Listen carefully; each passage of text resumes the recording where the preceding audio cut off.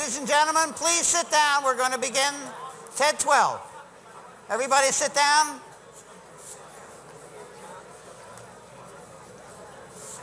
Lights down, start the first commercial. Lights.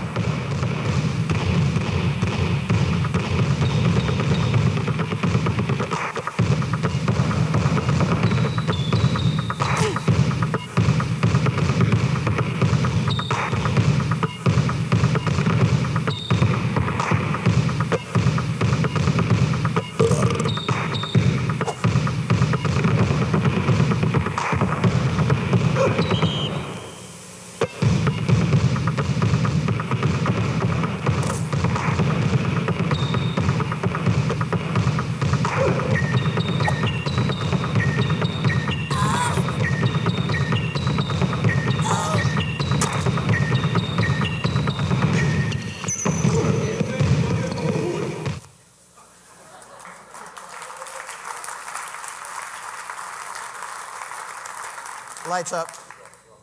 Well, house lights.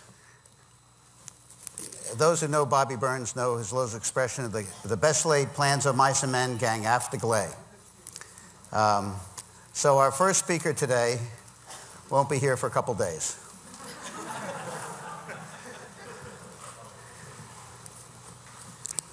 Chris Bangle is caught in Munich, so he'll be a little late. The first session is called The Car, Design of the Car. And I'm going to tell you a little bit about the titles. Bobby Greenberg, as you know, does the titles every year. We're going to show the titles, and there'll be 12 different titles, one for each session.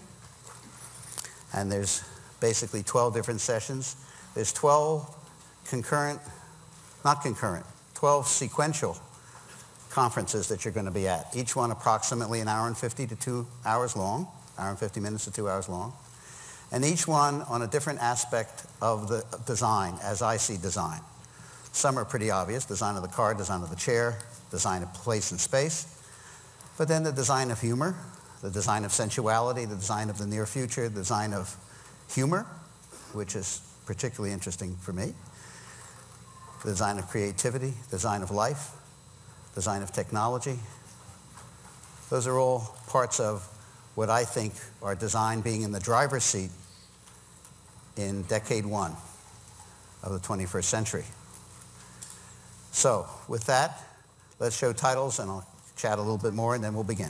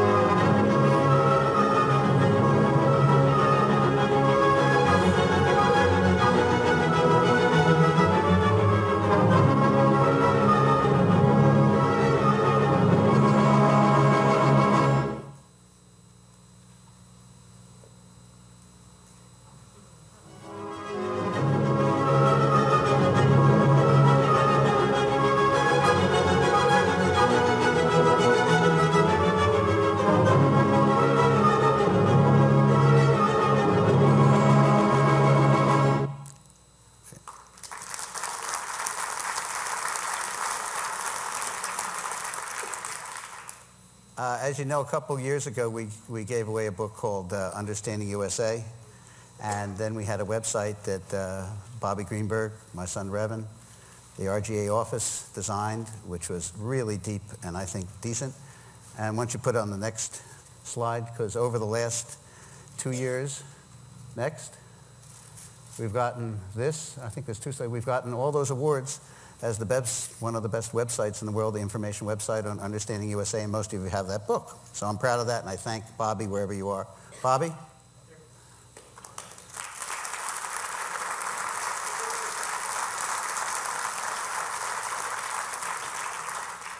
Now, I call this simply the greatest design conference that ever was, and nobody's called me on that yet. Everybody thinks that's just the way I talk. And we now have a terrific person to open our conference with song. Ken Hertz called me and told me about this young lady, and I'd never heard of her. Then I got her CDs, and I listened to them, then I talked to her, then I heard her sing, and she's fantastic. Jill Sabul. Jill.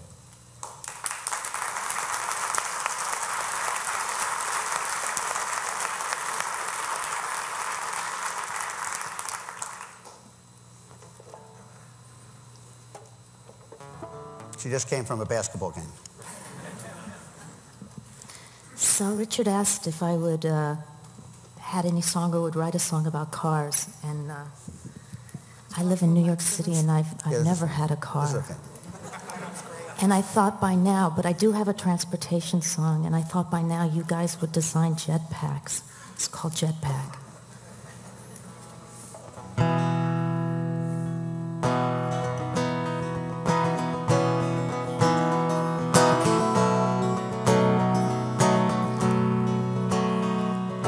If I had a jetpack, the first thing that I'd do is fly above the windows and fly to you. I'd peek into the windows on Fifth Avenue to see how the other side lives. And if I had a jetpack, I would strap it on. I'd get out of this one room and I'd be gone to where there's real houses and big front lawns. If I had a jetpack, I'd take you up with me. At last we'd both be free past the Statue of Liberty in my jetpack.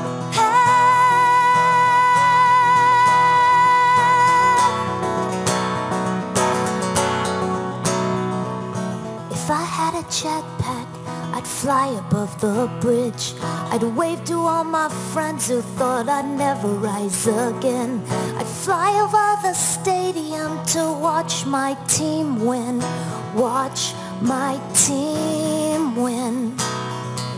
And if I had a jetpack, I'd bust into your door. I'd grab you by the hand to the Jersey Shore. And underneath the moonlight, you'd want me even more, 'cause I'd have a jetpack. I'd take you up so high. If I dropped you, you would die. But I want you by my side in my jetpack.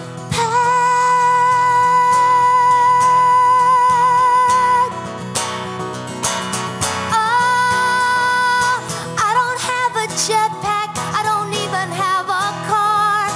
I just have this token in a head full of stars.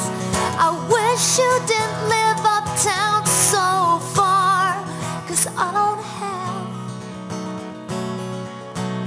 No, I don't have a jetpack.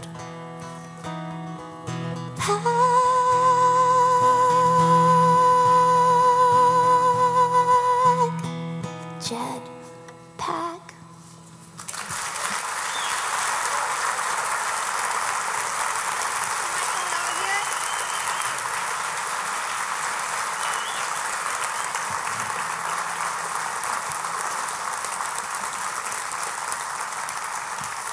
How does it go? It's just like this. So I'm going to do a car song now. You can just hold it. Richard, his music stand. It's a Patsy Cline song. Down in Dallas, near the palace, I met a boy so cute. I loved his hugging, I loved his kissing. As we sat in his little red coupe, he said, tell me confidentially, how much do you love me? Well, I thought a while and then I This is what I told him, don't you see? I love you, honey. I love your money. I love your automobile. I love you, baby. I don't mean maybe. You're the sweetest thing on wheels. I love your kisses. I wouldn't miss it. No matter how I feel. I love you, honey. I love your money. But most of all, I love your automobile. But most of all, I love that Cadillac downstairs. Automobile.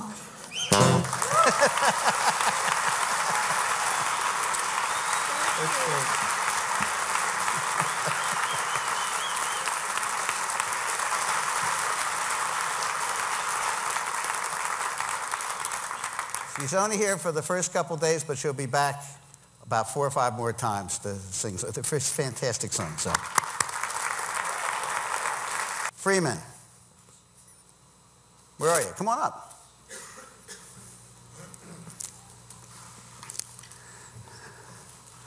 Freeman Thomas. Thank you. Thank you. Is this thing working? Now, you all have your little programs that say 69. It's stupid for me to read what's in there to you. Read about the speakers. Just read about the speakers and know who they are. All right. Can we turn the house lights down just a little bit so I can just see the images back here? Well, I guess by default, I get the pleasure to be the first speaker up here, and I guess that's pretty good. That's great. I'm really pretty pleased to be here. Anybody who knows me really knows that I don't really like to get out and get my stuff up on the wall and talk to a big crowd. But this was pretty special. And I felt a wonderful way to sort of share my thought process and what has created some of the things that I've been a part of. And just to get you to get to know me a little bit better, right now I'm the VP of Advanced Design for Chrysler, Daimler Chrysler. And I've lived 18 years in Europe and 26 years in America. So that gives me a little bit of a cultural attitude, a little bit from both sides of the ocean. My mom is German and my dad is American. And I've worked for Porsche, Volkswagen Audi, and Chrysler. So I've had some very distinctive cultural points of view within the auto industry, one-on-one. And I'm going to show you a little bit what has sort of created my thought process. Okay, a little bit in my mind right now, my balance of my experiences have been American and European. And everything that I've been a part of, that I've designed or that have come out of my camps, have sort of played a part as a cultural architect. That's 2 words that I've made up that sort of describes who I am, a cultural architect. Now, this is I'm not going to bore you with a bunch of family slides going through my life, but I thought these would be important because it sort of sets up a little bit what I'm about. This one right here, living in Europe, these are my German relatives. And they're kind of an eclectic group of dysfunctional family. You know, that's my Uncle Albert right there. That's me. It's too bad these can't get a little bit bigger.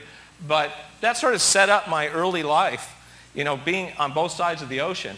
This is me in 1966 with my dad's Buick Roadmaster in Greece. That's having an American car in, excuse me, in Europe and driving around in Spain, in Greece, Germany, being American, having a German mother, but also sort of living this sort of image. This one right here that's 1963. We just came back from Norway, and we're driving down Route 66, and that's my dad's brand new, 1963 Mercedes. And this is about 1963, 64 in Disneyland. And I think all of you, when you're growing up, you have these very vivid images that start to play a big role in how you sort of move forward. For instance, this image right here, it's too bad you can't see it, but there's a bunch of posters in the background. And with Disney, I loved the graphic design, the sense of optimism, the sort of the fantasy of the future, the sort of naivety.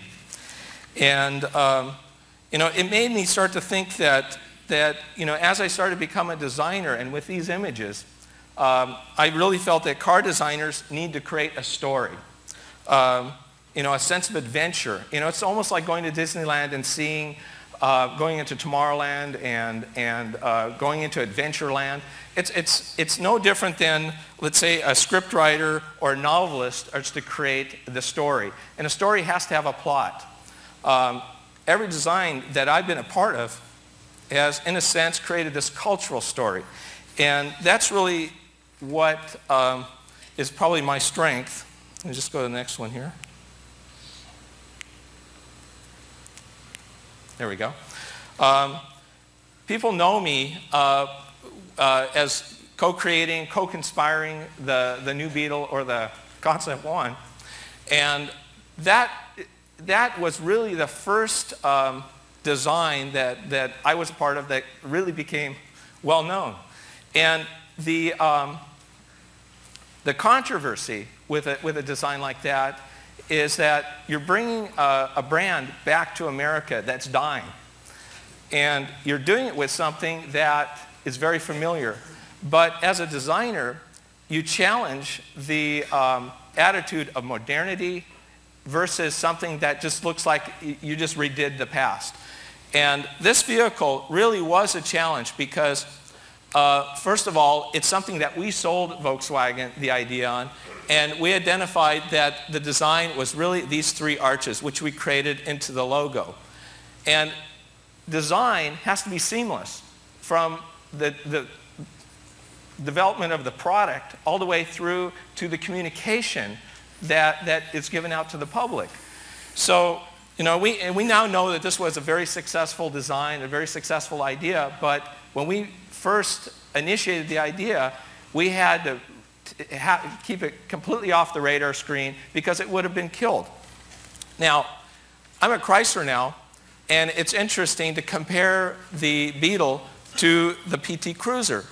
And the PT Cruiser is very American, where the Concept One or the Beetle is very Bauhaus. You can look at any element of the Beetle, and yes, it's familiar, but it's all about modernity. It's about modern furniture design. The PT Cruiser was first shown in Geneva in '97.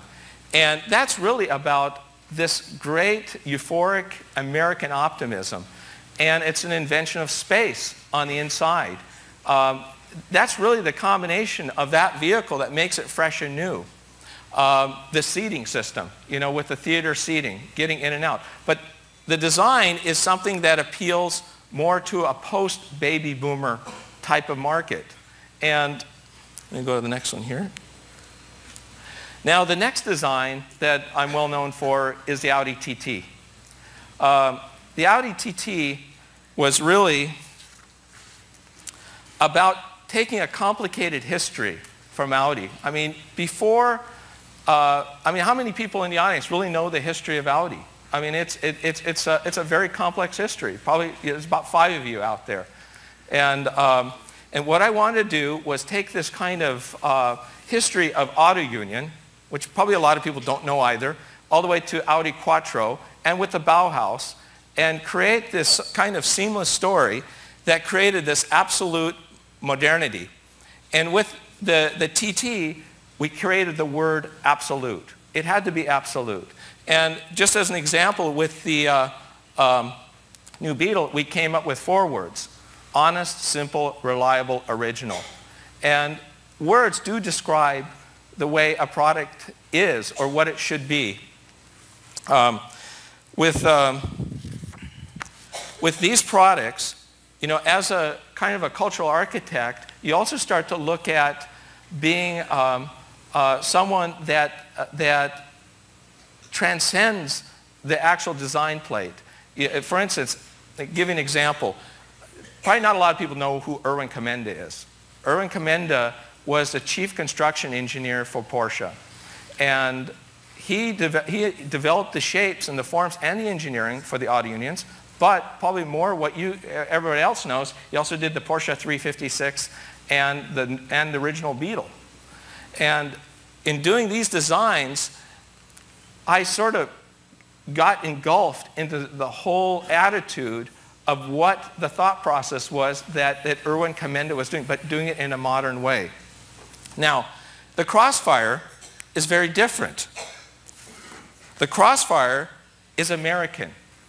The Crossfire is inspired by Art Deco. And if you look at all the lines on the car, they're flowing, they're romantic, they're elegant, but they're tight, they're modern. We came up with a set of words for that. We call it modern deco. And Chrysler really owns, if you think about it, with the Chrysler building and the inspiration of the Chrysler building, it owns the attitude of Art Deco in the auto industry. It has the license to use it. So that gives it kind of a license to say, you know, for that product, we can do that.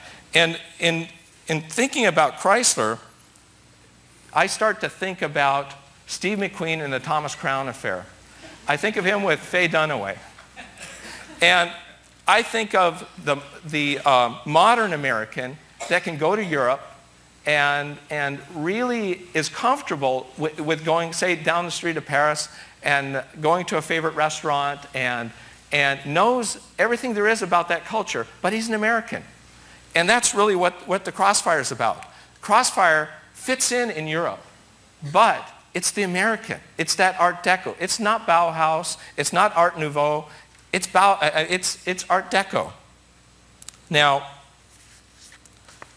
the third culture that we really wanted to study, and we did that this year at the Detroit Auto Show, and we actually started off at Tokyo last year.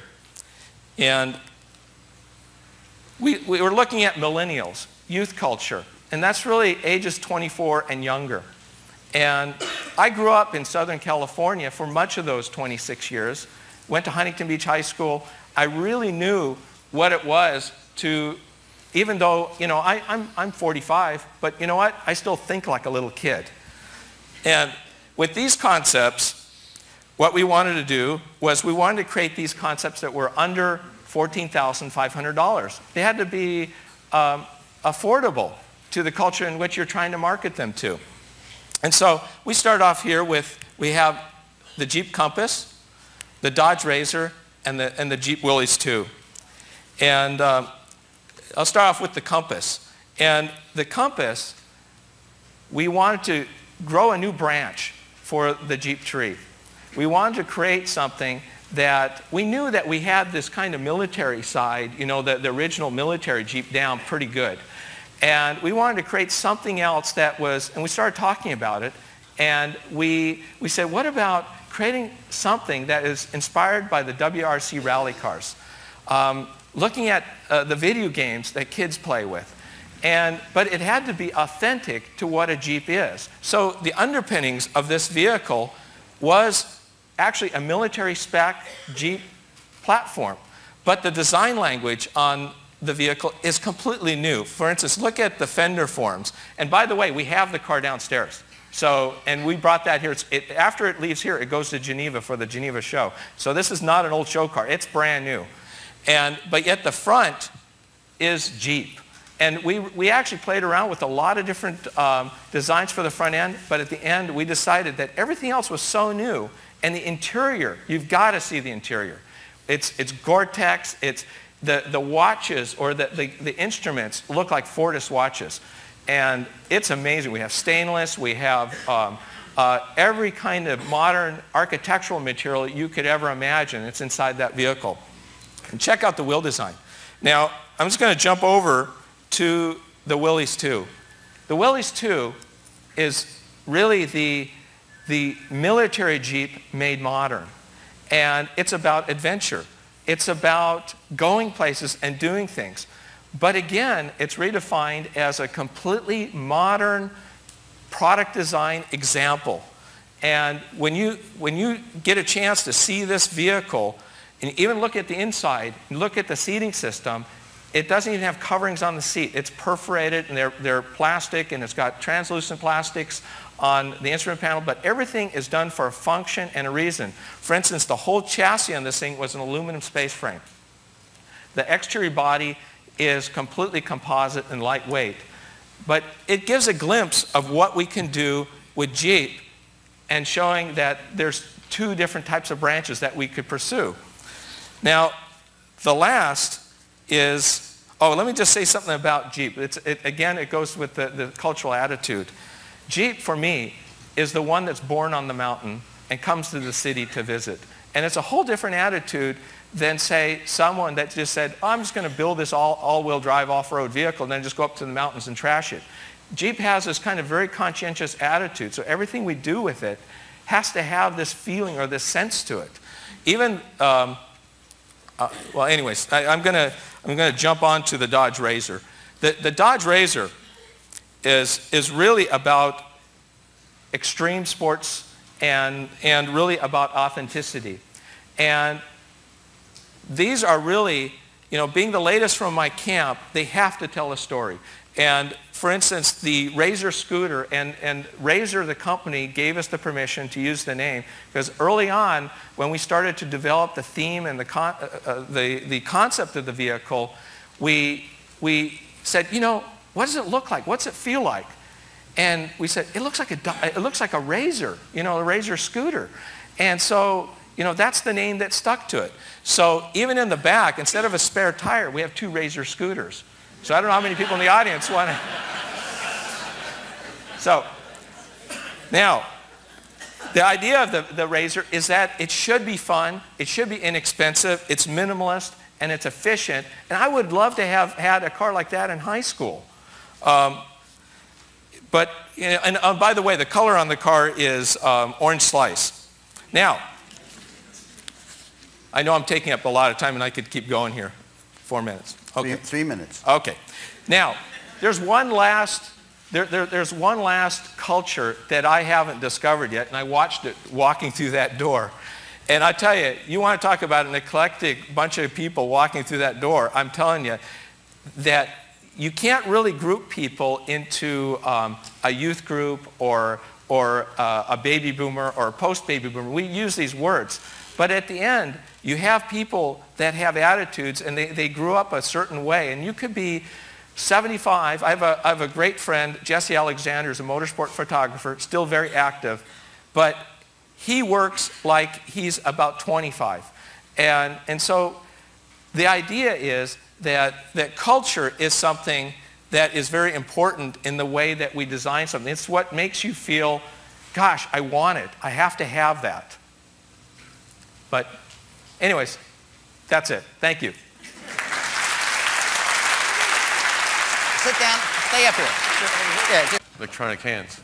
Well, first of all, I'd like to thank Richard for having me out here, and above all for the TED Drive this morning. It was amazing to get out there and just blast around in those beasts, and it's all about adrenaline. The TED Drive is really produces adrenaline, and what we talked about, this whole concept of this morning at lunch, and the point is that the guys that got the chance to drive the Vipers were really raving on the guys that drove the Subarus, because there's this serious hood envy in the TED Drive.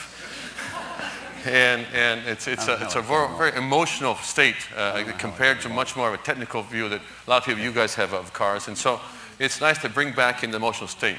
Well, where I come from in Italy, the emotional relationship with cars is a very different one from the United States. Every time I come back to the States, and I get this sort of culture shock with people who drive so slow and drive so lethargic. And, here's Richard saying, I went around the test track at 120 miles an hour. I drive to work every morning at 120 miles an hour. But it's not just a matter of speed, because speed they do in Germany and other places, but Italians drive creative. Italians, stop signs are kind of like suggestions. And, if you look at safety distance is measured by your clear coat. That's safety distance in Italy. And finally, parking. Parking is an art.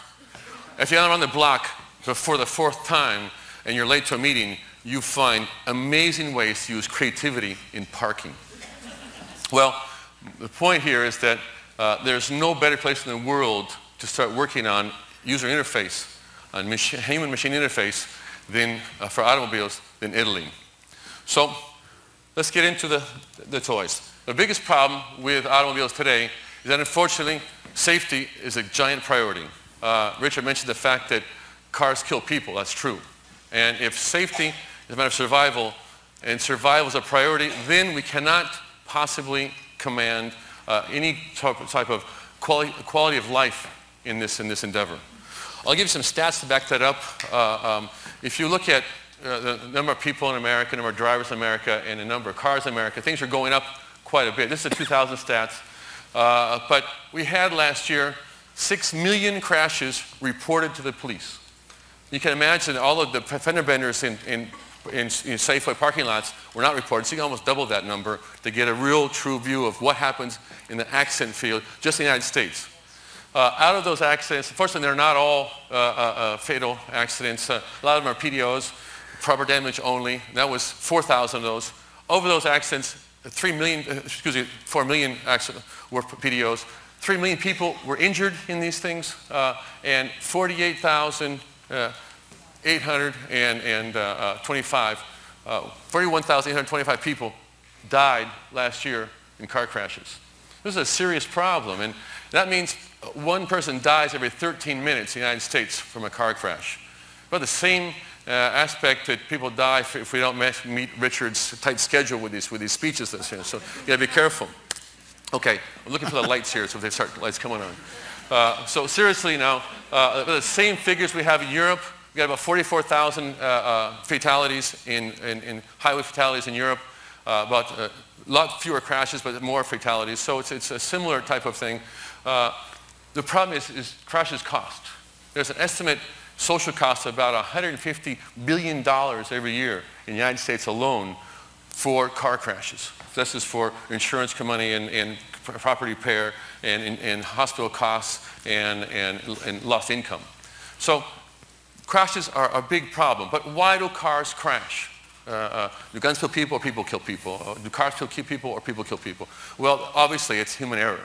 It's driver distraction. Is it just cell phones that creates driver distraction, or is it really going to be something more than that? My angle on the whole thing is that cars are the single most complex object in our daily lives today. Jet fighters are more complex, but my wife and my kids don't use them very often. PCs are more diffused, but they don't kill people when they crash. They crash a lot. PCs crash a lot. But they don't kill people. So if you look at the red curve on here, that's what I call a complexity curve. And we're just starting in a real high curve increase, and complexity is going to get more and more intensive, and we're going to be in real big trouble. Because of the green curve, which is our technical sort of rational comprehension curve. That's I read the user manual, I know how to use the thing, now I'm going to go ahead and use it. That's sort of leveling off. It's not growing anymore, it levels off. So a couple years back, you can see there was this sort of explosion, you might have heard it in your backyard, where the crossover point where complexity surpasses comprehension. That means we're all in over our heads. We don't understand what's going on. That happens with AV guys, and that happens with automobiles every day. So what can we do about that? My solution, my proposal is, how about if we use a complex system like human emotions to combat the complexity of technology today? If we could possibly tap into the human emotions, we could find some way to reverse that trend and regain supremacy over the complexity curves. Well, this is the idea, and we're trying to find some way we can go this comprehension shift from a technical comprehension to emotional comprehension. Let's zoom in on that just real quick and find out what that really means. Well, down on the bottom left, we have total manual control. Guys are out there today with amazing ability to unwind the steering wheels and bring out those guys, that slow curves coming out. That's manual control.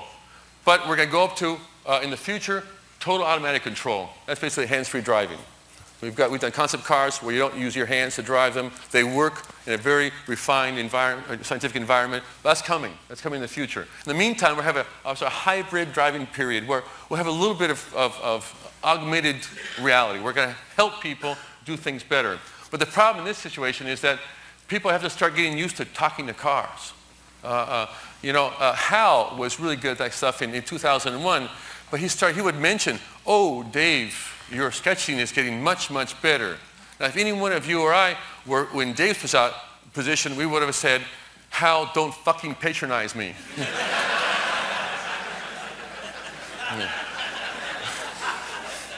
Because we don't believe in computers. Computers today are stupid, rational things that do numbers crunching.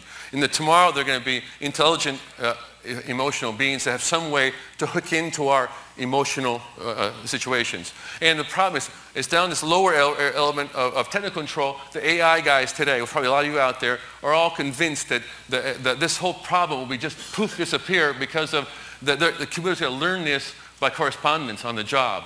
Computers aren't going to learn this stuff. I agree much more with Marvin Minsky because he believes in what we call common sense. There's a basic lack of understanding of what common sense is, and we can't put that in the computers today. So that's going to be the next step, what I call AEI, or artificial emotional intelligence. Okay? So researchers today are finding new ways of picking up, monitoring emotional states thanks to picking up physiological data, confronting that data, and deciding from pattern matching whether you're in an anger, fear or surprise, or whatever it might be. But the biggest question is, now what? What do you do with this information? It's easy to understand. You come home late at night and your wife's totally pissed off. It's easy to figure out she's pissed off because she can throw plates at you. But it's really hard to lie your way out of it. So the next step we got to do is find some way to understand what the guy's thinking behind the wheel, and then offer him an attitude. I got to give him some way of getting in sync with that attitude, an empathetic way of helping this guy learn. So what we're talking about is a profound user database. I call it PUDs.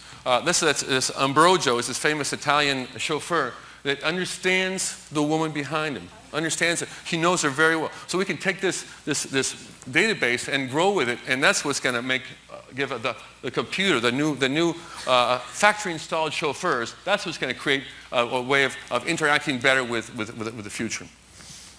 Okay? Couple of views of the future. We're going to start out. There's 2 or 3 car designers out there in the world right now who are working on emotional well-being. It's a new buzzword that's coming through the system. And people are asking, does anybody really understand me? Well, we're still quite a ways off from that. The next step is mood sensors. I mentioned before that the researchers are doing this right now. Pretty soon they're going to be off-the-shelf mood sensors to figure out what you're doing. And we're going to start having cognitive navigation assistants on board to find out what your thoughts are changing, minute by minute, things like that. But the big step is, of course, going to be when driving becomes illegal. I'm convinced that about 2050, driving will be totally illegal on public roads. That means no accidents, 0 accidents, not reducing accidents, not trying to put airbags for goddamn pedestrian accidents, which is just ridiculous. We're going to have exterior airbags very soon, guys. They're ruining our cars. For 4 people that died last year for pedestrian accidents. So the idea is eliminating accidents. But to eliminate accidents, you've got to eliminate drivers. So we're going to have total freedom of movement. The cars will be driving around, but you won't have any more steering wheels, any more pedals, any more airbags, any more American bumpers, these giant, Pamela Anderson-style bumpers, which we don't have in Europe, fortunately. And just think, if you don't have that, you don't need bumpers, you don't need structure. You don't need structure, you don't need heavy sheet metal. You don't need heavy sheet metal, you've got a glass sphere. So the cars of the future can change heavily. And above all, won't have any more road deaths. That's just an amazing jump forward in future. Okay, so carryback apps. If we take this whole digital HMI concept and jack it out of the car world and push it back into the corporate world, we can start finding ways of using this idea to start having a human-human relationship opportunities outside of the car world, like in society, in corporations, in learning, and things like that. So I'll go through this real quick. Don't let these lights come on. We get 13 minutes. Okay. In society, I'm terrified by these things because the light comes on, they're going to get zapped by God and I'll fall in here. Okay. The society of the future is going to go from predominantly male-oriented society. We're sort of gravitating towards a female-oriented society, or more of an emotional, interpersonal way of doing things. Whether we like it or not, it's going to happen, which we're all looking forward to that. And this doesn't mean suffragettes and feminist movements. This means a female way of doing things regardless of your sex. Okay? Corporations, we're going to totally reform management style in corporations. We're going to start creating value for our shareholders, and not just financial value, which is very easy to contemplate, but human resource value. That's the most important system we have. There's a lot of changes. We're getting there. Okay, 12 and a half minutes. Okay, schools, how many of your kids are in love with their textbooks? Stale, gaggy textbooks which just force-fed down their throats. It was just top-down learning. It's not working. School is a disaster in Italy, in the United States, and most countries in the world. So the future of schools is an info candy shop where kids just can't get enough. They're coming back for more and more and more. But can you imagine, try to imagine this concept of intellectual obesity. Fucking great.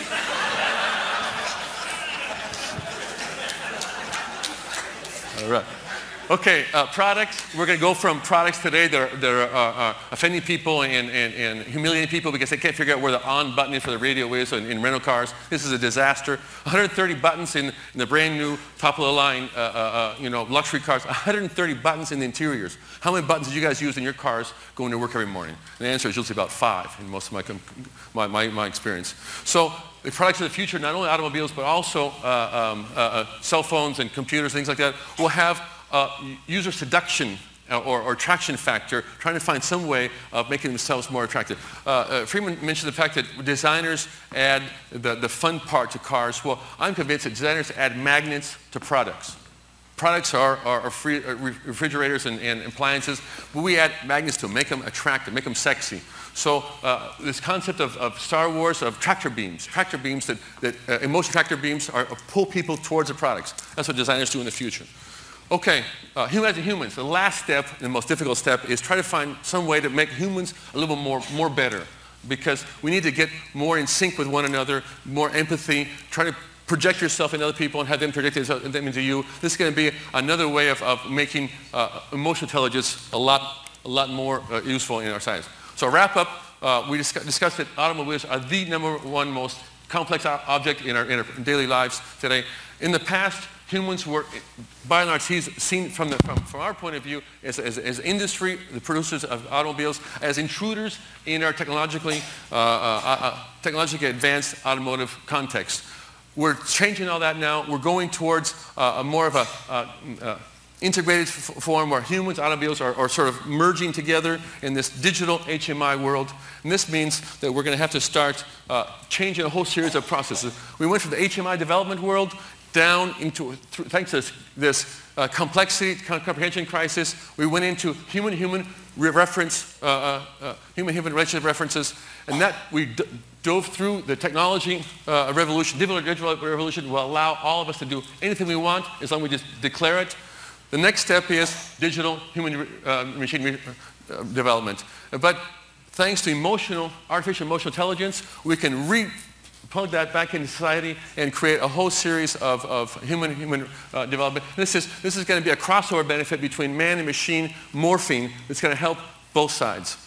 Okay, in conclusion, I just wanted to point out that I have to have a little bit of subliminal advertisement. You guys can't see it, what's on the screen, but it is there. I didn't bring in pictures of cars because I just didn't want to talk about what we do, because we got piles of cars that we don't sell in America. Therefore, it wasn't really pertinent here. There are books. There's a book in the bookstore called Centro Stile Lancia. It talks about the cars that I designed and stuff. It's it's part of a whole series of books of car designers. It's got Giugiaro, Pininfarina, Bertone, and also Bruno Sacco, and they come on, a bunch of very important people, including Chris Bango, who's also been written up in this book. So there's a bunch of fun books. Take a look at them if you're interested. And the most important thing is the future's got to be a better quality of life. And I want to bring this back down. This comprehension shift is going to help all of us obtain better quality of life. And the best place to start for that is in Italy. Thank you very much.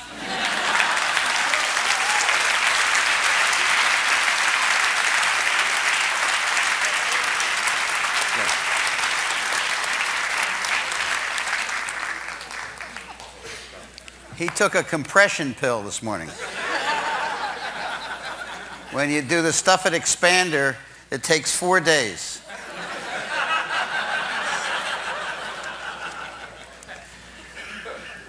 The next, there's a little bit of film which is an homage to sort of the next speaker, or at least his... Oh, me. You. Disregard, if you read about him in Fortune, disregard him. He's really a different kind of person. Have I got time for a drink of water? You have a total amount of time, so you can do whatever you like during your time. We had one speaker that just listened to music for about 16 of his 17 minutes and then said goodbye and walked off. Good afternoon, everybody. Do you think we could turn the lights down a bit because Richard wouldn't pay for a makeup artist? Joe? What I'd like to do is share with you my vision, or our vision, that we're developing within Lincoln Mercury, particularly with Lincoln, which is Ford's premium brand. And by the way, this isn't a commercial advert for Lincoln Cars, by the way. This is what we are focused on at the moment. So when Richard asked me to come and talk about anything, it really had to be something that was preoccupying my mind at the moment, and this is. So, let's see if this works. I'm going to go through these images very quickly, because I've only got 20 minutes. Oh no, it was 15, wasn't it? We have a vision at Lincoln, and that vision, quite simply, although it's not going to be simple, is to become a true premium brand, comparable with the likes of BMW, Audi, etc. Be comparable in terms of quality and overall product integrity, but be uniquely differentiated by them. The only way we're going to do that is by design and by being American. One of the things we've got to do also is actually shift our age profile, or appeal to a larger group of people, and we have to do that in a way that doesn't alienate the customers that we have at the moment. And I believe that the philosophy that we're developing does have the ability to transcend gender, age and culture. So there's going to be no ageist jokes today, because I've been warned about that. You've probably read about that as well. I was very fortunate when I joined the company in that I was allowed to go out and hire who I like, basically. And we've hired a lot of people. We've got something like 22 ethnic origins represented in the team, and we've got 3 locations. We've got Dearborn in Michigan, we've got Irvine in California, and we've got the London studio in England, and you can bet who wants to work at where, can't you? It's a constant fight. Anyway, we feel it's pretty important that we have an international view, and with those locations, that helps us to do that, because one of our aspirations is that we want to become globally desirable. The only way we're going to do that is by having an international view. And any brand that has real premium status in the world, whether it's in fashion or whatever, usually they have that global appeal, whether they sell globally or not. One of the things that we actually did before we started doing any design work was we did a lot of research, and I'm just going to touch on just on the surface of it. We did a lot of research onto what America's about, what our heritage was about, in order to define where we wanted to go with this future direction, because we have to transform our brand. If we want to become a contemporary brand that's uniquely differentiated, we have to transform ourselves.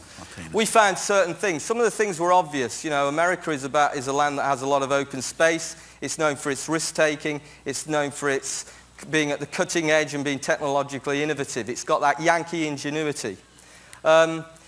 It's also known for its global exportation, particularly of popular culture. It's not so well known for exporting luxury goods, and yet when you actually look, there are things there.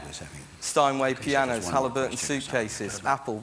But they don't actually sell because of their Americanism, which is quite interesting. And of course, America is known for its innovative design heritage. The world's greatest architects and designers of the last century have come over here and been allowed to practice and optimize their disciplines and shape the environment we're living in. I spoke to about 3,000 dealers last week in Vegas, and I mentioned that. And I said, but I didn't think too many of those architects had done much work in Vegas.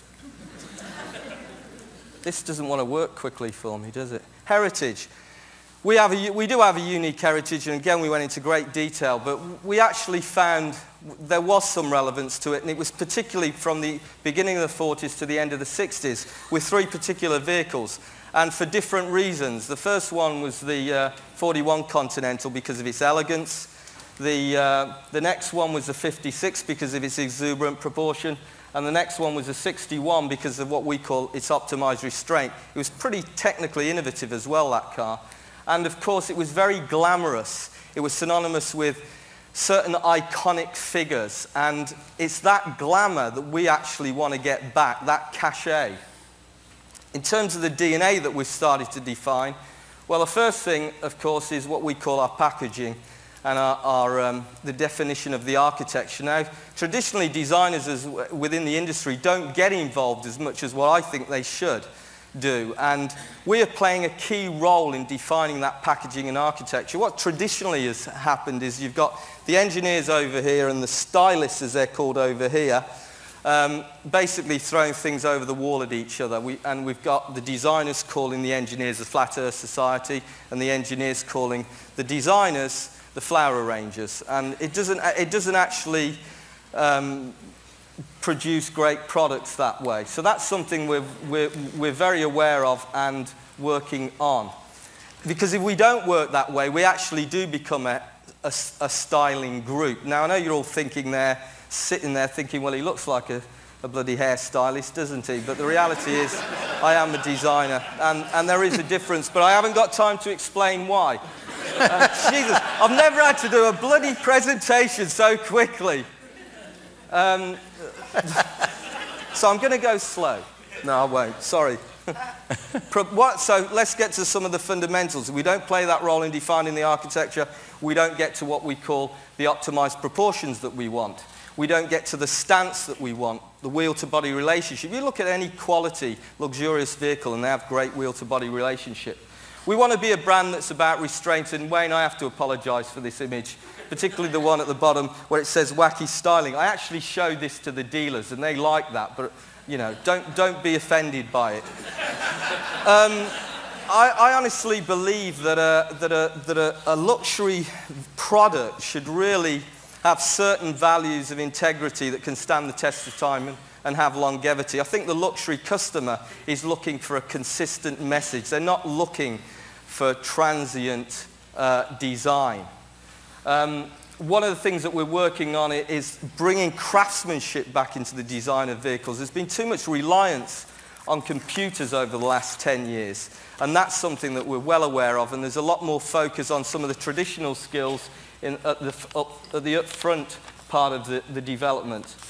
Some of the specific details. I'd like to say when you go and have a look at the Continental show car downstairs, but unfortunately I have to apologize because my boss, Bill Ford, needed it to show some business analysts, and we didn't get it here, so I apologize for that. Next time we'll get something here.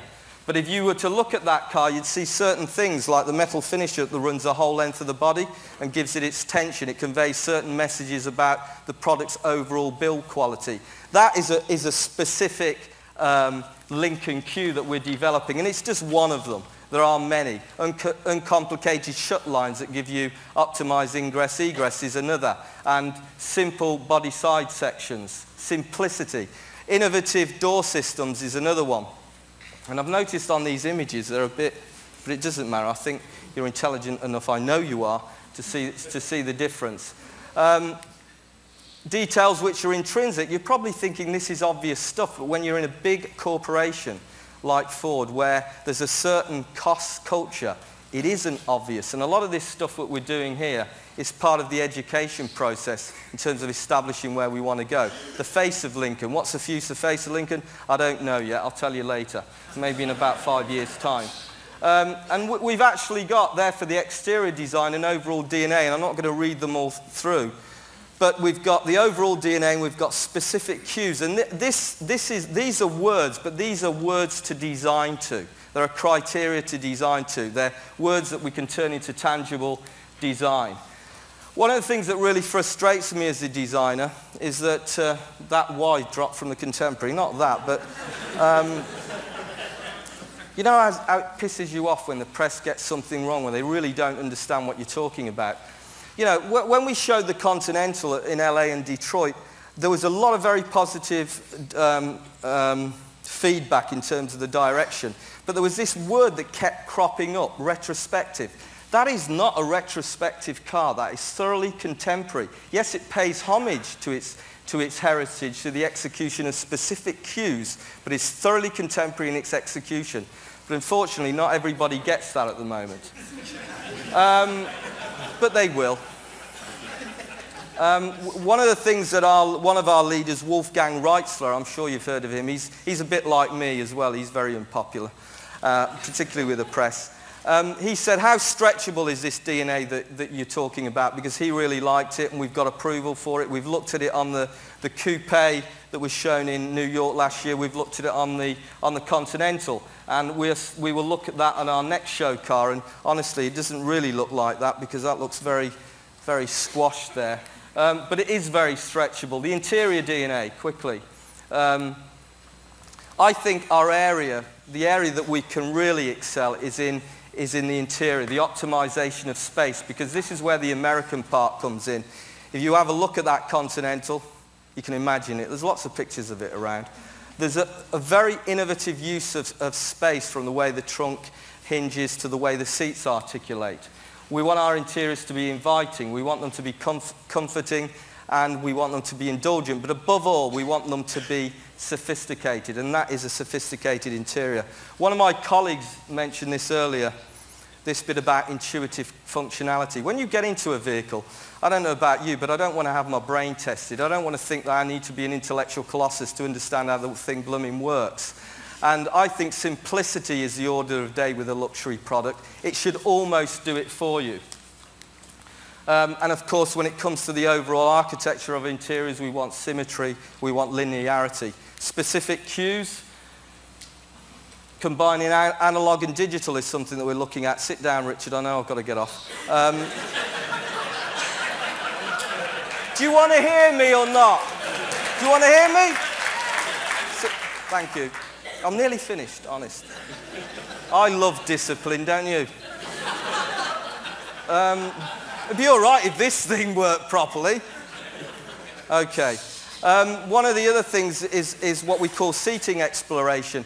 We're a bit fed up with the way we traditionally design our seats, for example. We're trying to get out of the typical automotive design approach.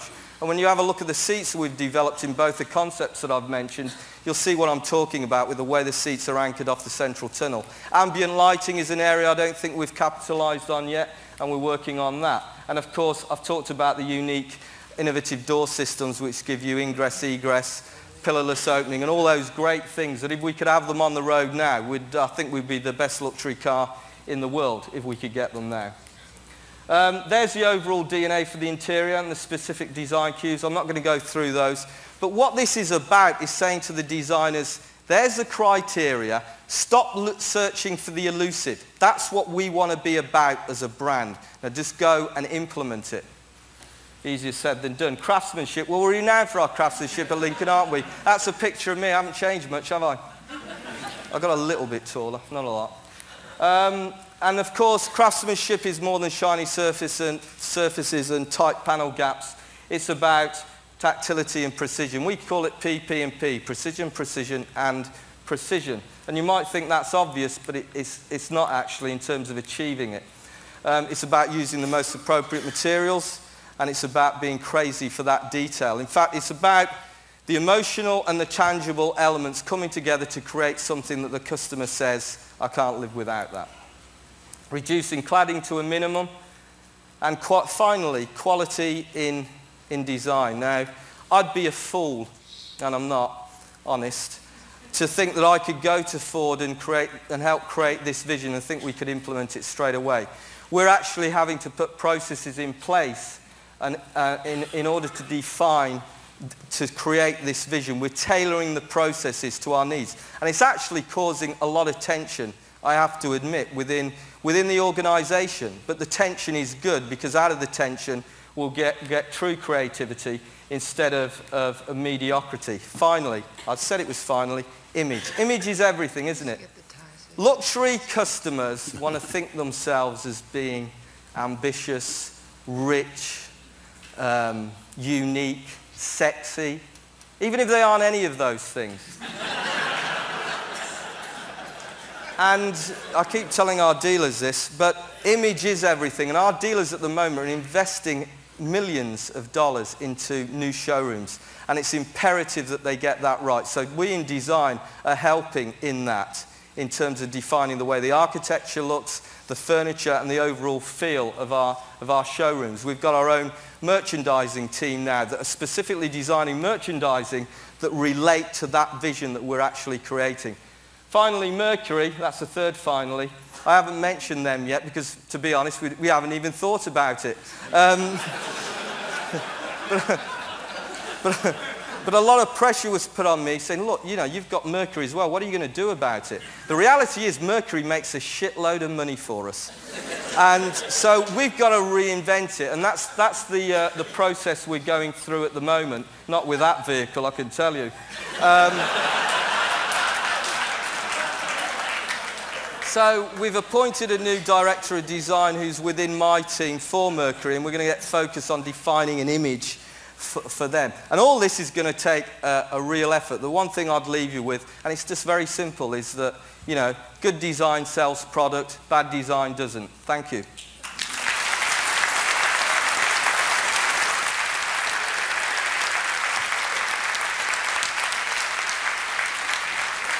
Cadillac American icon.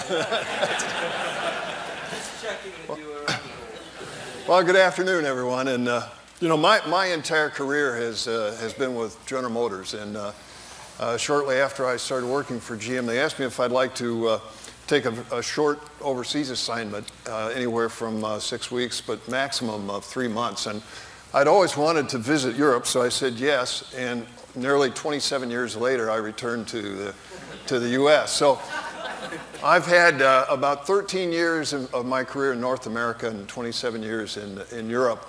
So I've designed vehicles professionally for 40 years, and I'm sure I've sketched vehicles for nearly 60. And when you think that really the car as we know it today is about 100 years old. You know, at the end of the 19th century was when the car was invented, and really that invention and the evolution of that car really took place during the 20th century. So we're looking at an industry here that is about 100 years old. Let's see that evolution very quickly here.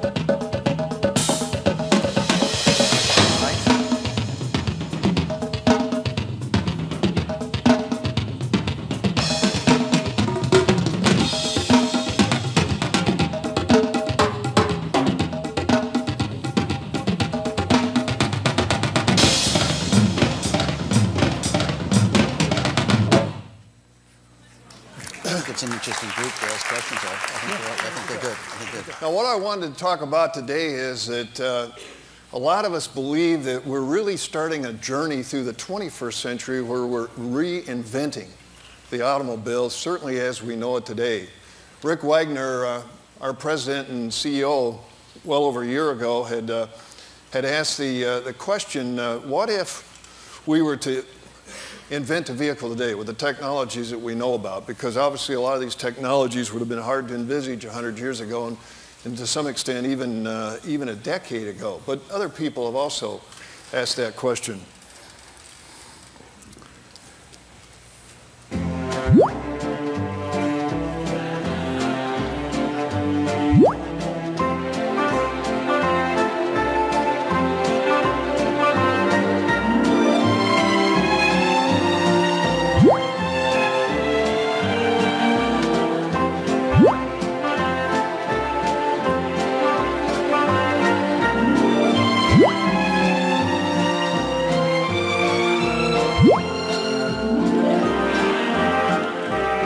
Most striking development is a revolutionary low-priced home designed by Buckminster Fuller for mass production.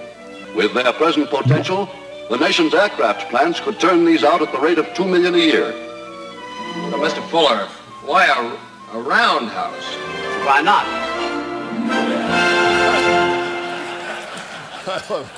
You know, we all like to poke fun at some of the ideas that were less than successful, but really, and this goes, I'm sure, for everyone here, you know, we're patient about the future. We're passionate about taking risk and really exploring the possibilities. And, you know, just in propulsion systems alone, General Motors has looked at fuel cells, but they've also been looking, prior to that, they looked at electric cars, hybrids, solar-powered vehicles, and one of those vehicles even went to the moon. Now, during the 50s, there were some Firebirds that were developed. Firebirds 1, 2, and 3.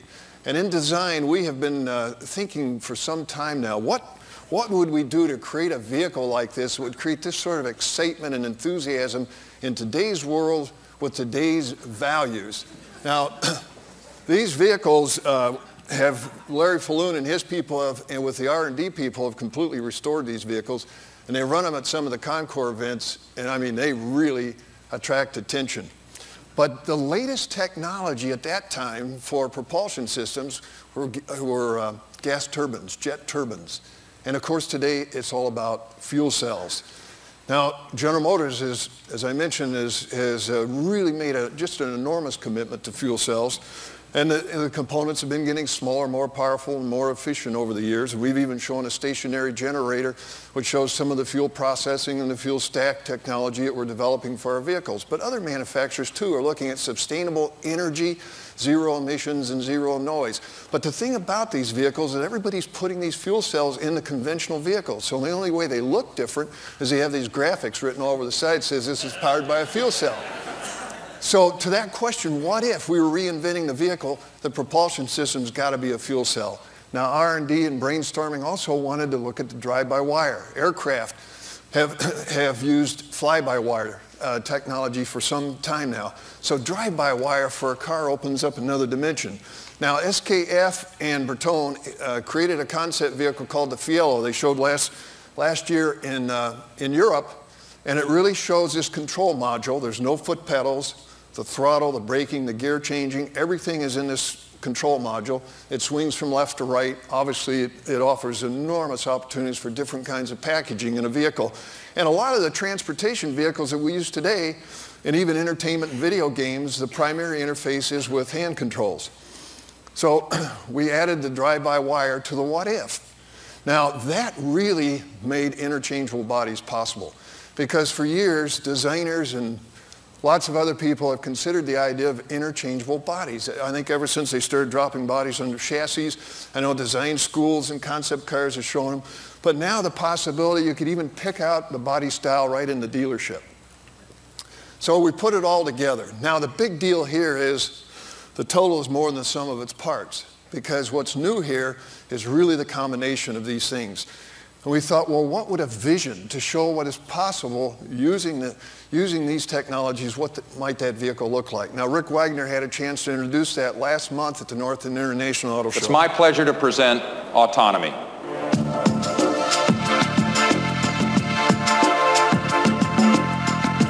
First, it provides design freedom by removing many of the traditional constraints designers face today when creating automobiles. There's no internal combustion engine, no transmission, no drivetrain, no axles, no exhaust system, no mechanical steering, braking, and accelerating linkages. In fact, the only things moving other than electrons, protons, water, and air are the wheels and the suspension components. General Motors really had a big intro today. Rolled out what they are calling the most significant concept car of the past decade, and they say it's the reinvention of the automobile. And this is not an overstatement if you watch this. This was the question they posed. What would an automobile look like if they could reinvent it using all new technology? And the answer is called the autonomy. Hey, Mark, you know, every year, including this one, we talk about concept cars, design changes, alternative fuel vehicles, crossovers. But there hasn't really been a quantum leap in design in the automobile industry in a long, long time. Well, this year there just might be. The vehicle is called Autonomy. Now, this vehicle generated a lot of enthusiasm across all the networks, and quite frankly, really surprised us in the amount of media generated. Various newspapers around the world had stories on it, and even cartoonists. It attracted the attention of them with some healthy skepticism. But just a few quick words about this concept. Obviously, the heart and soul of this concept is in what we call the chassis or the platform, or what's been nicknamed the skateboard. Because with the fuel cell, we can reconfigure and repackage the drive compulsion parts, the system, very differently than we've ever known it before. And all the electronics all the electronics are integrated into this platform as well. Now, we wanted to give this platform its own aesthetic because it's just as important to see the platform without the bodies as when it's a total vehicle. And we think actually the chassis is pretty exciting too. But what I'd like to do is just very quickly run through the front half of the skateboard is the fuel cell propulsion system, where it has the fuel stack and the hydrogen storage tank. Then that drives to 4 electric motors in the wheels. And then there's heat dissipators on the side. I really like these heat dissipators on this. They're like giant heat sinks on the side of the vehicle. And they really release any heat from the fuel cell or from the wheel motors. And then in the aft part of the platform is the docking station and the control system. Now, the control system is for the steering, the braking, the power, even for the climate control inside the passenger module. And then the docking port is in the center of this. And this is like a laptop docking into the platform. It picks up the electrical connection. And then there are body attachments. Here we're showing 4 different body attachments that lock the body into place. And then on either end of the vehicle, we've developed crush zones. Now, this gives the designer a lot of freedom, and that's the good news. Bad news is it gives a lot of freedom, because without the restraints, I mean, the design team really questioned, where do we start? Now, as we said, you know, this is really only limited by the designer's imagination. So, because you can put anything from a 2-seater to an 8-seater kind of body on it, the packaging now is totally open in terms of where the people go or where the car goes. So the question really was, what should we do? Now, designers, I think most designers like a lot of horsepower. I heard the guys here this morning talking about the passion around the mechanical sounds, the exhaust sounds. This is a picture of the 12-cylinder Cadillac CN that's downstairs. And with all respect to our R&D colleagues here, you know, designers think of a fuel cell as kind of like a chemistry set. You know, it doesn't really do a lot, and when it gets excited, we're told it just drips water a little bit. So we wanted to figure out how to put some more emotion into this vehicle, and we also wanted to have some fun. This is a very serious technology, and our R&D colleagues are serious enough, so we wanted to have some real fun with this. So we said to the design team, what can we give some direction on this? So we thought, well, let's create a sports car, 2-seater sports car, to show that fuel cells can be fun. And we call it, you know, for the year 2020, for obviously the vision connection. Now, designers, I mentioned about our fascination with the Firebirds in the 50s, and how could we do a vehicle today that would capture the enthusiasm and excitement with people in the same way? And designers really still are fascinated by aircraft shapes, because aircraft shapes, they're unique. There's a nice transition from the soft parts into the sheer areas. There's a lot of visual energy in aircraft. There's a lot of focus on the cockpit. And I think looking down at the plan view of the autonomy, you can see how that aerodynamic form vocabulary was captured, because it's just as important showing this vehicle what's not there, because we wanted to be able to show the chassis as well as the body, and then we wanted to show these 2 parts coming together as a total. Now, this is why we believe that the 21st century we will be reinventing the vehicle, because here on the left of your screen is a chassis and all the mechanical connections into the passenger compartment, and on the right is a skateboard with everything contained in just an electrical connection. And there have been other technologies that have changed some of the products that we know. Just think the evolution of a camera through the 20th century and what the digital camera did and the way we look and perceive and think about cameras today. So what's next? Well, there will be a running prototype of this vehicle, 4-passenger running prototype, available before the end of this year. And as far as what's next, you know, again, that's only limited by the designer's imagination. Imagine an SUV in the remote wilderness with 0 emissions, but being able to power up a whole campsite. small, really package-efficient commuter vehicles, again, zero emission, zero sounds for cities. And as far as commercial application of flat floor with cargo running the whole length, and because of the remote control module, it can be placed anywhere.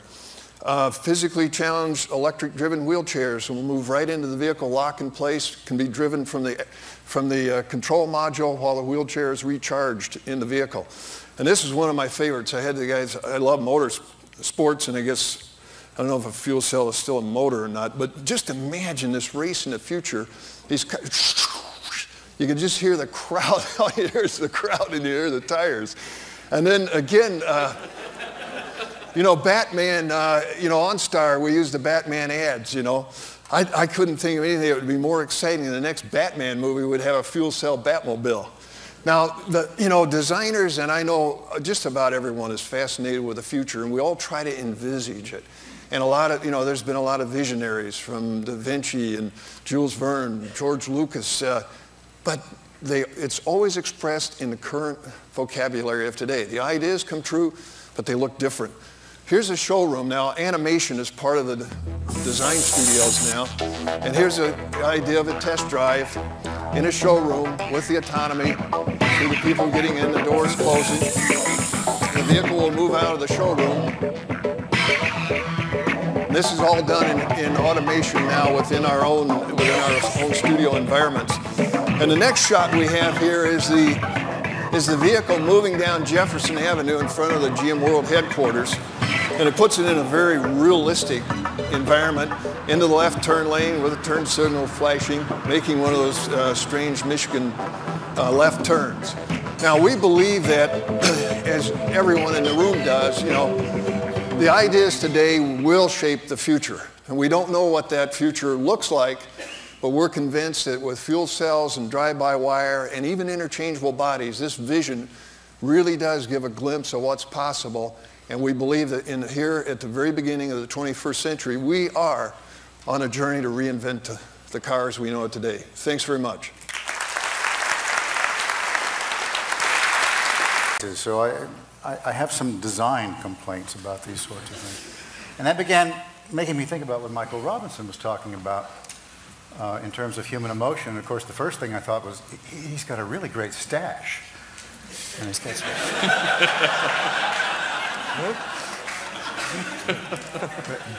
And then I started thinking about this human emotions to combat the complexity of automobiles. And I realized I live in New York. And we really feel we've got a lot of human emotion in terms of our automobiles. Do we really want a lot more, Michael? I mean, I'm serious. What is it that you were trying to get at? What exchange do you want us to have with our automobiles other than me wanting to strangle Hilda? Well, that's exactly the point, because today human emotions are totally out of control. Very few of us have control over our own emotions. Either you're really pissed off or you fall in love and make an ass out of yourself. That's what happens with human emotions today. The idea is if we could finally understand our human emotions, like we understand our human IQs, our rational aspects, we could all have a lot greater potential, greater potential of our human bodies.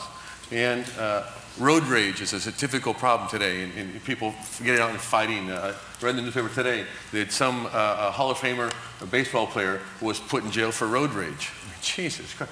Guy's got to be from New York, right? Because that's where road rage started. So the idea is how to understand and control emotions and not just let them rule through our blood like the adrenaline. Do you envision the automobile kind of talking us down? It could be. Automobile could be a therapeutic aspect as well. Why not? He's off. He's off, man. We need some gas. We're going to run out of gas, and these are ways we can talk about these things. You're kind of a futurist, Dwayne. What do you think? Well, I think future technology. When you say talk us down, I thought you meant to calm us. You know, to calm people. Yeah, that's what I meant. While they're driving, and I think to Mike's point earlier, the interchange between a vehicle is, you know, people operating a very dangerous piece of machinery, and the simpler that interface is, and the more calming it is, the more soothing and relaxing it is, but the more intuitive that it is, the better. And I think the designers have a lot of responsibility there, because if you look at, there's a lot of discussion about technology for technology's sake, and obviously this group certainly knows about that. But when it gets into a vehicle where you're operating in, ever-changing conditions, I think the designers really have a responsibility to use that technology in a way that it does provide the simplest possible interface with the driver. But where you were going, and I think that's different from what I was hearing from Jerry and Freeman, which was about kind of pure design. You were going toward artificial intelligence, smarter cars, that actually adjust to us. Yep, I believe it. Yeah. That's got to be the sexy interfaces instead of sexy fenders. That's the change. I used to go bananas with sexy fenders because I love things. Well, we'll get the sexy fenders come out anyway because the young guys just sketch and sketch and sketch since they're 6 years old. That'll come out anyway. It's hard to get designers to work on sexy interfaces. That's for sissies. It's hard to get them to work on interiors. That's for sure. So the important thing is get past. I call it design of the invisible. Have a guy sit down and draw an interface. You can't draw a sketch of an interface. It's a mental thing. It's a cerebral thing that guys can't sketch. And so if you can't sketch it, you can't think it. But this group here, certainly today, is very focused on things you cannot touch.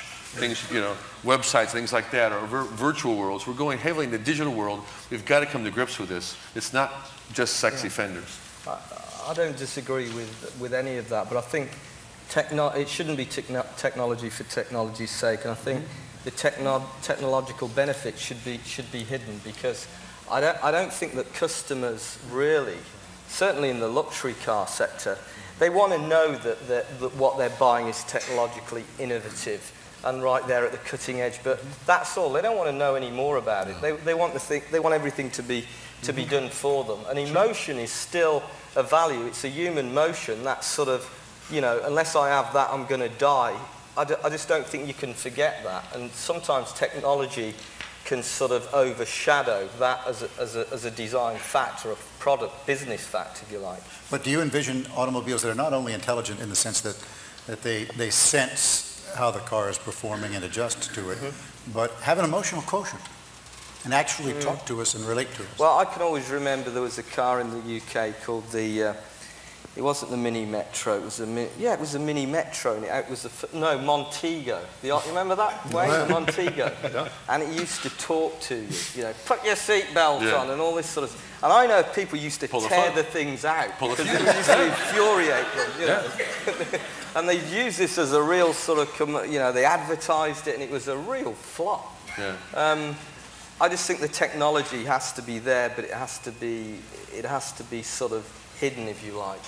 That's the Hal effect you mentioned before. That people don't like to be talked to by computers or navigators or automobiles, because people are convinced that they're stupid. It's very annoying to talk to stupid people. You prefer to talk to intelligent people, not to stupid people.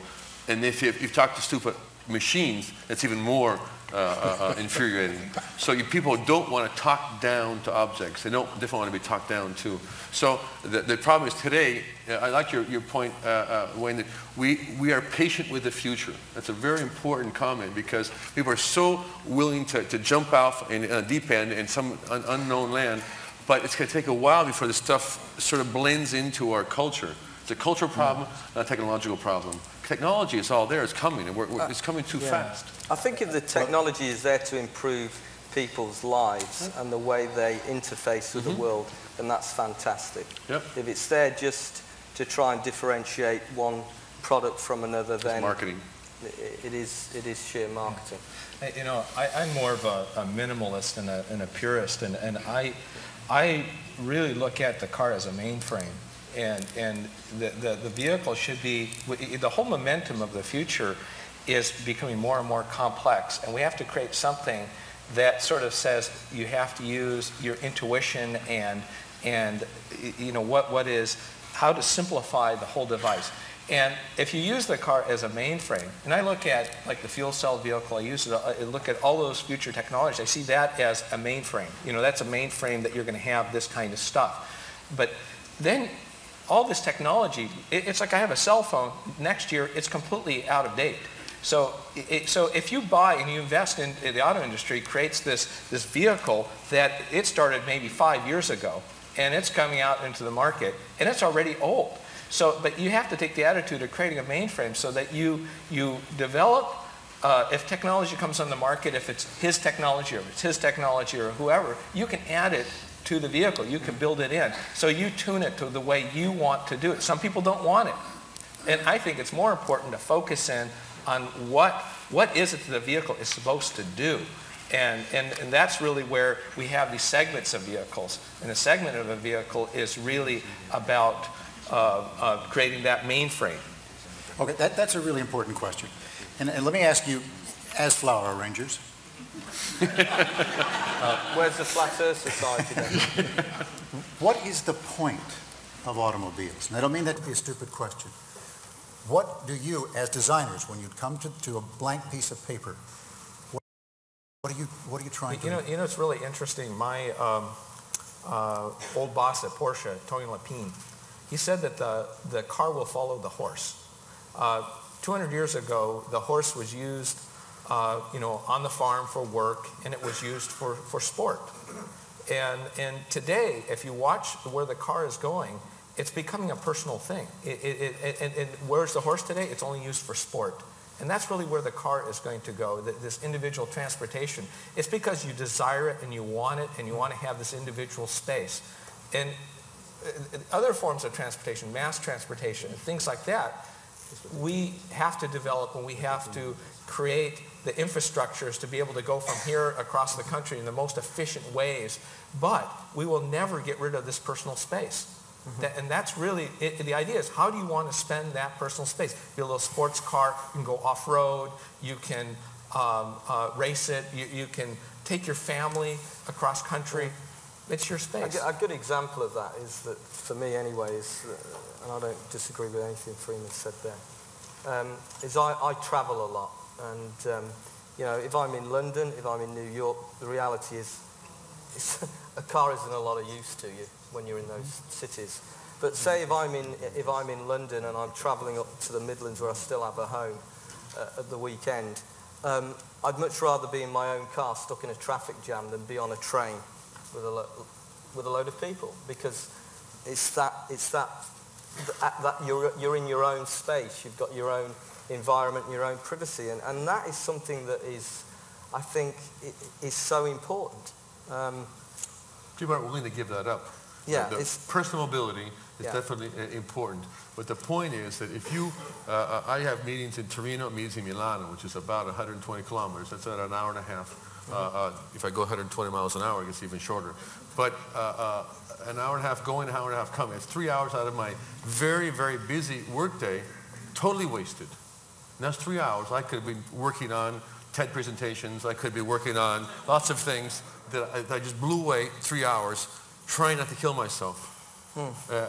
That's the important thing about automobiles today, is they're becoming more and more of a burden. I want to maintain what Jerry's saying about personal transportation. I don't want to jump on a train or a plane or things where I have to be forced into the fog problems or things that are going to shut down airplanes. They said people couldn't get in from San Francisco last night because there was rain or something like that. These are just ridiculous things to be stuck in the airport with no place to go. People want freedom. But I don't want to waste time anymore. I'm sick and tired of wasting time in automobiles and traffic jams, things like that. I want to just say, home, James. Take me home. I'm not sure that's right. Because you were out there this morning having a blast, lining up to drive that Viper, and that wasn't waiting for the Viper to drive you. No. But you don't drive a Viper 120 miles an hour, 160 miles an hour downtown Monterey in traffic jams. And that's the reality. What Freeman says about sport, I agree 100%. We'll use cars like Vipers in the future as sport, but not going from here to there. You don't have to have 400 horsepower to have a sports car. Right. You can have 40 horsepower. You can have 60 horsepower. It's more about the sensation that you get. You might opt. I think it's all about the freedom to have that experience. You know, for instance, a Viper. We only build 2,000 Vipers a year. You know, that's, you know, and probably we don't know how big the market is for that, but the fact is you can go out and buy it, and it's your choice. And the reality is, sorry. I really want him to talk. Hey, they're doing a great job. Let him just jump in here. He's called himself a cultural architect. Yeah. By that, I think you were saying, and I'd like to understand that you plug into various facets of the culture. You hear something about people, and that means that the car is a lot more than a thing that gets us from point A to point B, and sometimes goes fast, right? Well, yeah, I think, you know, as the guys were saying, you know, it's obviously it's transportation, it's personal space, and there are times that one wants to get, you know, from point A to B. I've always thought it'd be great to live an hour from work in the morning and 5 minutes at night. You know, but you can't do Time warp. So, Time warp. Yeah, but still, you know, the vehicles, and I think all designers feel this way, you know, designers are about entertainment as well. You know, a lot of people still love vehicles. They still love personal transportation, you know, whatever form that takes in the future. We've talked about technology. There's going to be more customizing. You know, I just want to come back to the technology thing for a minute, because, you know, it's often said that there's as much computer power in our current vehicles there was when we put a man on the moon. And that, you know, that can be more interactive or it can be less interactive with the same technology, as to Jerry's point earlier. And the designer, and I think this has a lot to do with brands, the sort of brand, you know, one brand, people expect more interaction, and other brands, they expect more of a, you know, less interaction with it, and they just want to enjoy driving the vehicle. And with technology, you can tune that in and out.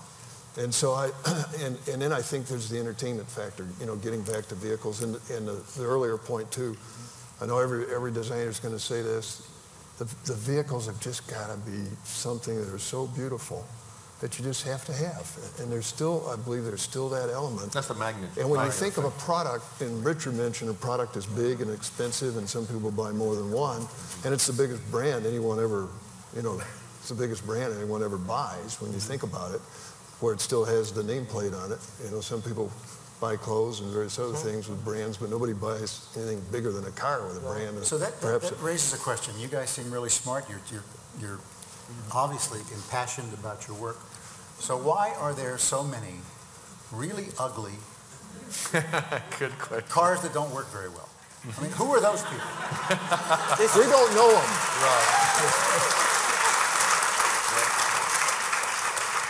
We don't know those people. Fact is, I think that, you know, my experiences in working for different companies, that there are a lot of people in the auto industry that just aren't passionate.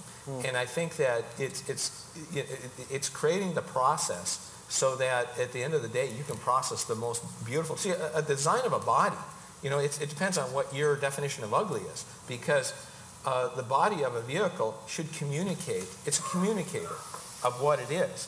There are actually some vehicles out there, it might be a Hummer, for instance, that people go, God, that's not beautiful. That's pretty ugly.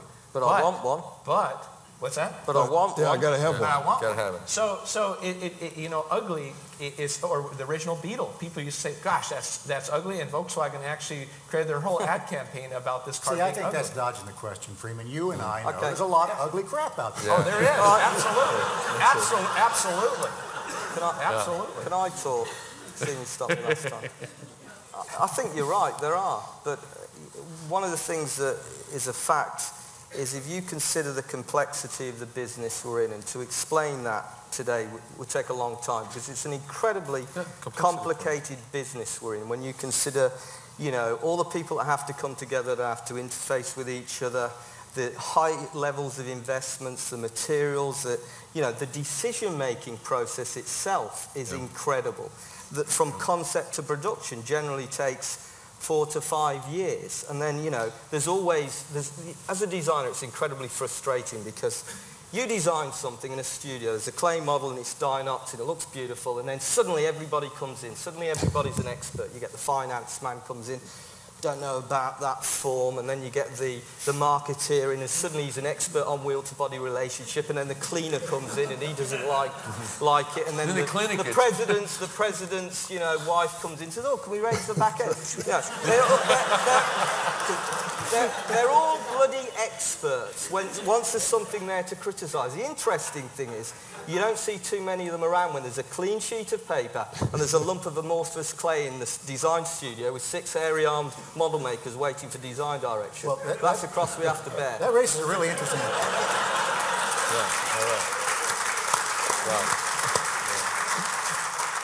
That raises an interesting question for you in particular. You mentioned the great heritage of Lincoln Mercury. The most recent automobile you mentioned was 1964. Yeah, you're right. Well, actually, that went on to the end of the 60s. But it's true, because if you actually look, and I shouldn't be saying this, you know, anybody from Ford in here, any spies, the reality is after the 60s, it did go pear-shaped. And I think it was a combination of factors. I mean, people blame the designers, or they blame the engineers, or they blame the president's wife, whatever. It's always an accumulative reason. You really don't like her, do you? Sorry? Because she's half blind and ugly. No, I didn't say that. I forgot I'm in America. I could be strung up for that. But there are lots of reasons. You know, people, you know, may criticize Freeman's work or Wayne's work, but the people that are criticizing don't actually know the facts of how they got there. And they're not actually interested, by the way. At the end of the day, you're measured on what you put out of there. But quite often it is invariably, and the reality is you never have a clean sheet of paper. No. Never. Because, you don't really want one because either. investments to get, if you consider a new program, a new vehicle program can be into billions. That's investment just to get the thing into production. And, you know, the people that have got to write the checks out, I mean, it's back to this thing about complexity. But things are changing. People are recognizing how important design is as a differentiator. And, you know, for example, the role that I have, when I first went into Lincoln, I realized that within the organization there was a complete disconnect between the way we intended to design vehicles and the way marketing intended to communicate them.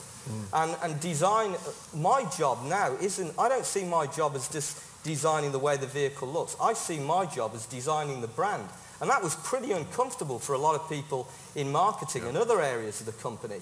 But they realized that actually design was the best qualified to make decisions about visual communications for the brand. Yep. So, you know, things are changing. But you're right, there are a lot of pug-ugly cars out there. There are actually some bad designers as well. But unfortunately, there isn't one on this stage today. Of course not. No. I think it also has a lot to do with how much passion you have from the person that's running the company. Yeah. If the person that's running the company understands design, understands passion, and he'll champion good design. I think one of the best design leaders ever, it has nothing to do with automobiles, it was Walt Disney.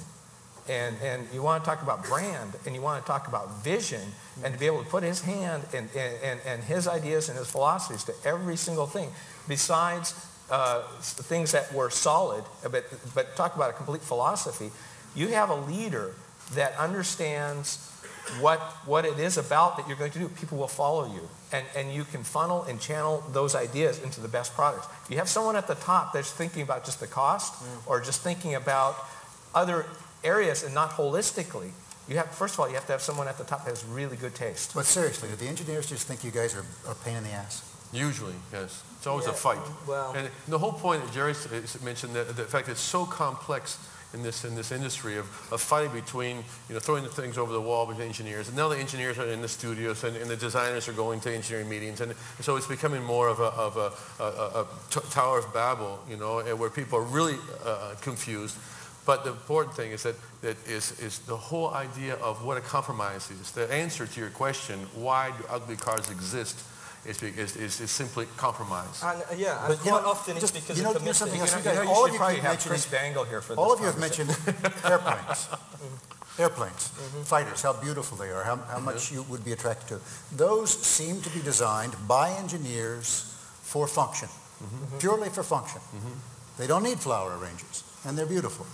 So why not just do that? Well, not all airplanes are beautiful. No. I mean, some big fat-ass 747s that are just not very pretty at all. The ones in Wayne's show were just gorgeous, but those are jet fighters. And what you've described there is exactly the way, you know, the great furniture and architects have worked. You know, they do the engineering as well. But, yeah, it's all you know, we're in it is a uniquely different business we're in. Do you see, Wayne, I mean, you mentioned drive-by-wire, which is sort of fly-by-wire technology. Do you see it moving in a direction where you're going to take some of the aerospace technology, like heads-up display, those sorts of things that make it easier to have the control of the car? Or do you see it going the direction that Michael does, which is, you know, don't touch anything, just sit there and shut up? Well, I think, companies have experimented for, I think, since probably for the 50s. We certainly know in the 50s, you know, with being able to drive with electronics in the roadway, and there's been almost ongoing experimentation with that ever since. And I think someday with certain roads and certain areas, people will be able to drive their vehicles onto the highways and lock them into this, and sit back and work on their dual function TED presentation or whatever. But so I think that's quite feasible. I did want to mention about the aircraft that you asked about. There's a lot of electronics and a lot of technology has been developed for aircraft that is applicable to vehicles, and certainly this fly-by-wire seems, it's just literally plug and play, and the driver has this total freedom with this, and all the controls are within this hand control. Now, aircraft, as we know, I remember, and there's probably people in here that know a lot about this. I don't know a lot about aircraft, but I know I listened to a lecture one time that was really fascinating about electronics in aircraft, and as we all know, they can take off and fly and land, without the pilot being engaged. And they said the only reason they need a pilot today in an aircraft is to drive the plane from the jetaway out to the runway, because they can't program all the ground traffic, that cuts around in front. But otherwise, the pilot is already redundant in an aircraft. We've heard from you where you think things are going. I'm just going to ask these two guys, and then you can yell at me. Where do you see the direction of the next, let's say, 20 years? Beats the hell out of me. How about next year? It's well, obviously in a year, not. I think there's, my view is the future never actually comes in a lot of respects. But I think it's clear that companies, brands are recognizing that in order to gain the business edge, they need to be unique. And rather than the car being the individual differentiator, it's the brand. And I think there's a greater desire for more brand differentiation. But, and image is important, but in our business, it definitely has to be image with substance. It's not like the fashion industry. I mean, in the 50s it was that way, a body was changing every year, the style wars, if you like. But I think people that are buying products now are a lot more design savvy than they were then. And they're looking for products that have true integrity. Now, if it's by creating brand values and core values, that if that helps us to gain this differentiation between the brands, and I think it does, that's the way things will go. Technology, I think, will obviously expand, but I don't think technology will be the biggest differentiator between companies or between brands. It will be certain inherent qualities in those products that will be the differentiators. And that leaves you with the final word, and I think it's appropriate because you've designed some really beautiful and striking cars. Well, do you, because you called yourself a cultural architect, do you lead the culture with your ideas? Are you trying to push us in directions, or are you listening and following the culture? Both, because I think that culture has influenced the automobile, and the automobile has influenced culture. It plays both sides. And getting back to what you were talking about just previously, I'm looking at this thing from 70,000 feet before I hit the ground, and I look at the future of the automobile as really being about the romance of travel and the invention of space. And those are the two key parts that I think that anybody who's interested in our business and interested in the products that we have to do that. We have to make our products more emotional, more romantic to want to have them. And I think that we have to invent the space and the usage of that space. And I get back to the mainframe. I want to, before I start going in and designing little details, I want to invent the foundation. And then I'll figure out, okay, what's the cultural aspect? Because if you repeat the past, you'll never go into the future. You have to invent it. And that's really a part of the future, is to invent it. But I think you have to do it with some sort of equities. If a brand has equities, pick and choose what those equities are, but don't use them all. Invent them. It's kind of like inventing a new meal. It's like you're saying, you have some ingredients, say, gosh, I don't know why, but it sort of tastes Italian, but I've never tried this before. I've never seen it before. Or boy, I don't know why, but it's an American meal, but I've never seen it before. And that's where I think you take a little bit of that ingredient of that familiarity, but you mix into it this thing that you've never seen. You're a little bit uncomfortable at first, then you're tasting it, and you say, wow, this is fresh. This is new. Gentlemen, thank you.